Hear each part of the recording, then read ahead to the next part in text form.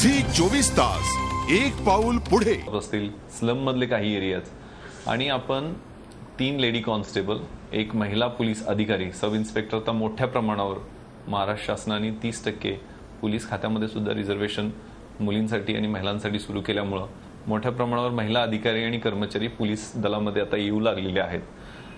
यांना फील्डवरती आपण नेलं आणि अँटी टीजिंग सॉर्ट, छेडछाड विरोधी पदक बनवलं प्रत्येक पोलीस स्टेशनमध्ये आणि त्याच्यामध्ये सुद्धा अशाच पद्धतीचं कॉन्स्टिट्यूशन म्हणून आपण ड्राईव्ह घेतला. त्यात एनजीओचे प्रतिनिधी आपल्याबरोबर शिट्टी वाजवायला होते. काय केलं आपण, त्यांच्याकडे एक मोबाईल कॅमेरा, मोबाईल फोन मधला आणि शिट्टी वाजवण्यासाठी एक शिट्टी, अशा 2 गोष्टी दिल्या. म्हणजे ज्या ठिकाणी छेडछाड नोटीस होईल त्या ठिकाणी शिट्टी वाजवायची आणि मोबाईलमध्ये फोटो काढायचा असे. आणि ज्या ठिकाणी टवाळखोर ग्रुप उभा आहेत आणि मुलांचे ग्रुप उभा आहेत की जे रस्त्यावरून जाणाऱ्या येणाऱ्यांना छेडतात, विशेषतः पानटपऱ्या, शाळा आणि कॉलेजच्या समोर हे एलिमेंट्स दिसून यायचे.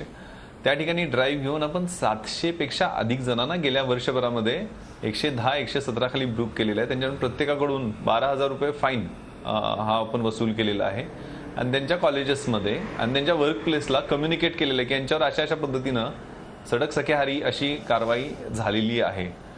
याचा डेटरंट इफेक्ट म्हणून निश्चितपणे पडलेला आहे. पण विद्याताई म्हणतात आणि हे जनरल परसेप्शन आहे ते बदलण्यासाठी आमचे सदोदित प्रयत्न असतात. प्रत्येक विभागाला कदाचित विश्वास नांगरे पाटील, प्रत्येक महाराष्ट्रातल्या विभागाला कदाचित तुमच्यासारखा अतिरिक्त आयुक्त लाभत नसेल, हेही त्याचे कारण आहे. आता घ्यायचा आहे मला एक ब्रेक आणि शेवटच्या ब्रेकमध्ये मात्र, शेवटच्या भागात मात्र याच्यावरचं नेमकं समुपदेशन आणि अशा प्रकारच्या घटना घडू नयेत आणि जर एखाद्या मुलीच्या आयुष्यात घडत असतील, आपल्या मुलीच्या आयुष्यात घडत असतील तर पालकांनी नेमकं काय करावं याविषयी आपण चर्चा करणार आहोत. कुठे जाऊ नका, पाहत राहा झी 24 तास. आपण पाहताय कशी रोखणार छेडछाड.